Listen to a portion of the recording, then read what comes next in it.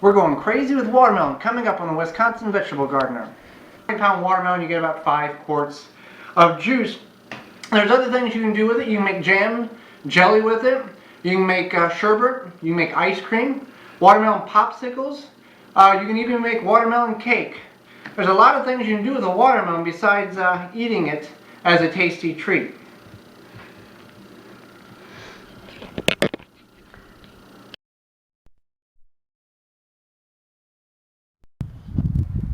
Even though it's fall and you're closing your garden up, there's still one more thing you've got to plant so you can get ready for next spring, and that's garlic.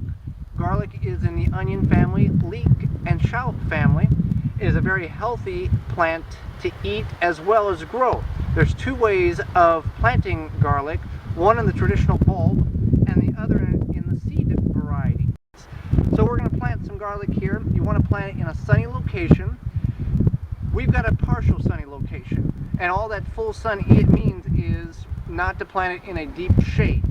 So you want to plant it 1 inch deep, and then you want to mulch it since it's winter, and we'll show you how to do that. So let's get started by planting some garlic. We're going to take our triangular hoe here, and we're going to go about 1 inch deep. We're going to do seeds on one side and bulbs on the other. Okay, the variety of garlic we're planting, the bulb variety is Walla Walla. The seed variety, there's 2 types. We're not sure because the one is a seed that we've saved from garlic that we've grown, and then we were also given seeds as well from a friend. So as you plant your seeds, the bulbs or the seed, you want to plant it 4 inches apart and 1 inch deep. So we'll go 4 inches, put your next one, 4 more inches. Now that we got your garlic planted, we want to mulch it. There's many different ways of mulching. You can use straw as we're going to use, or you can use leaves. I don't recommend using wood chips because wood chips can carry different diseases that can be harmful when you ingest the vegetables that you mulch with. So all you want to do is you want to take the straw and cover your garlic about 2 to 3 inches. Get it a nice thick cover on it to protect it from the cold winters. Then once you've mulched it, I always put a little water on top of the straw. Then you want to water it in just to let everything bound together so it doesn't blow away. And that is simple as it is to grow garlic, whether it's the bulb variety or the seed variety. Next spring you'll have nice bulbs. They'll come to 18, 24 inches tall, and you'll be ready to harvest garlic in your own garden.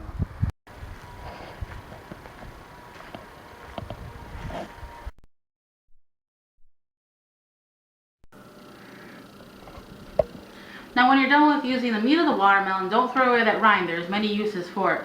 The first thing you want to do though before you use the watermelon rind in any recipe is you want to peel it. Now we have a peeler like this. It doesn't work the best. This is good for, other things like carrots obviously. But this peeler right here works really well. It gets, on all the curves of the watermelon, and it works really well, especially if you're getting that extra flesh off the rind. It's a good, nice tool to have. So look for a peeler like this. We also made a pickled watermelon rind. Now we did it in the pint jar. If you don't really like it a whole lot, I would suggest doing maybe in the half pint jar, because that way you don't have so much to consume at one time. We also made a watermelon rind honey. My husband Joey, he loves this on his ice cream. I don't really know where else you could put it on. You could kind of experiment. I'm sure it would taste good on pancakes. Or even on some toast or something. It's kind of a different taste, but it is quite delicious. We also had made a watermelon rind pie.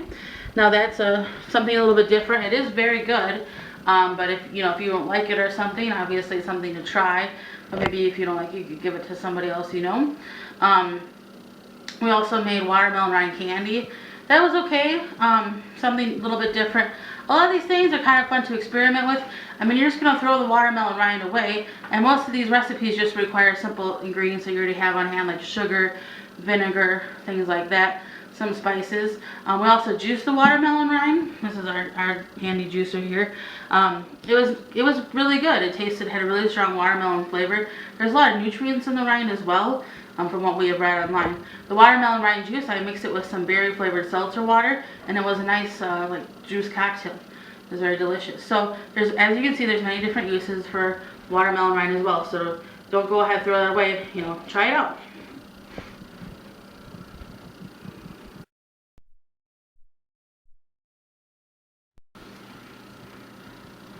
A corn husk wreath can be a fun activity to do in the fall. The key is you got to have corn husk. Where do you get them? Well, we saved ours from the sweet corn that we ate this summer, and we put it in a tray like this. Now you can you have to let it dry, and there's two ways of doing that. You can take and just lay it on a piece of cardboard or a tarp during the hot summer days, and it will dry that way. Ours, we just put them in these air vented baskets, these trays here in the attic next to the window, and it dried them out. Some of them didn't lose the pigment, so that's how we get the different colors in the wreath. It's quite simple to make. If you haven't saved any corn husk wreath or any corn husk, you can always find a local farmer, and maybe he'll allow you to go out and pick some out of the field if the field still hasn't been harvested yet. Simply, the base is, the framework is a metal hanger.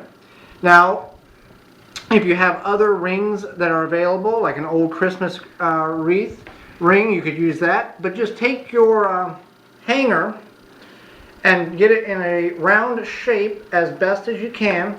And you can make this as sophisticated or as simple of a wreath as you want. Doesn't take much. Okay, we've got it basically in a round, somewhat round state there. You want to get some twine too. Baling twine works best. If you don't have baling twine, you can always use a light yarn. That works well as also. Now you can hang this wreath outside or an inside door. So all you want to basically do, here's some corn hair there. You can save that for your tinder for your barbecue grill. You want to just take a wad full and kind of get everything going in the same direction. Pull anything loose off of it. Twist it a little bit to let it kind of bind. There's all that back in there. And you'll just want to start at the top of the wreath. Take your twine there, your string, and just wrap it around. And you'll just tighten it. Let's get it wrapped around right here. There we are. You just want to tighten it up there.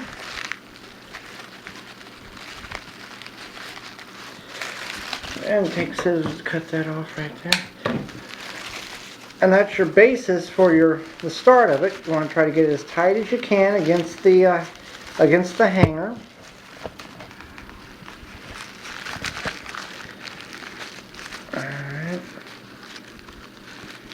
All right, that's number one. And you'll just keep going around and around until you get back up to the top of the hanger.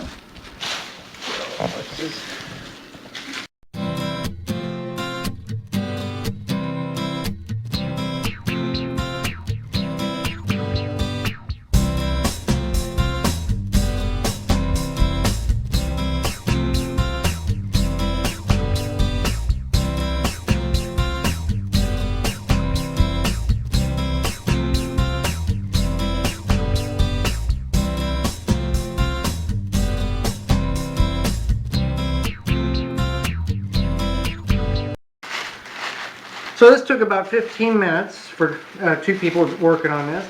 And all you do once you get your wreath constructed, you just want to take your little bundles of corn husk and you just want to kind of get them in the direction, all the same kind of direction, point outwards. Let's see if I can find the top here. There it is. And now you just want to leave it alone. You don't want to cut that center out or anything. And you can maneuver these around if you want to put more in or whatnot. You can. But a simple, fun activity, whether it's for a youth group or a 4-H club or just for your own family. Corn husk wreath.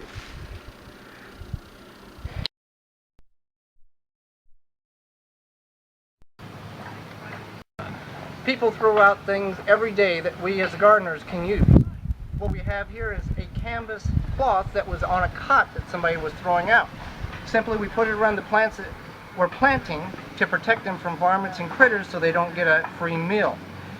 Lawn chairs also have canvas and cloth that can be used in the garden.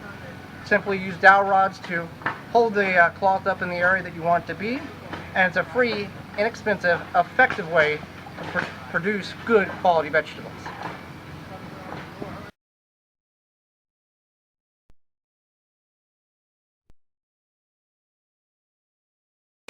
Well, thanks for watching the show. Yes, I know these are flowers and this is a vegetable show, but I do like a little beauty in the yard too. Isn't it amazing all the things you can do with a watermelon besides eating it under a tree on a hot summer day? Watermelon jelly, juice, watermelon rind pie even.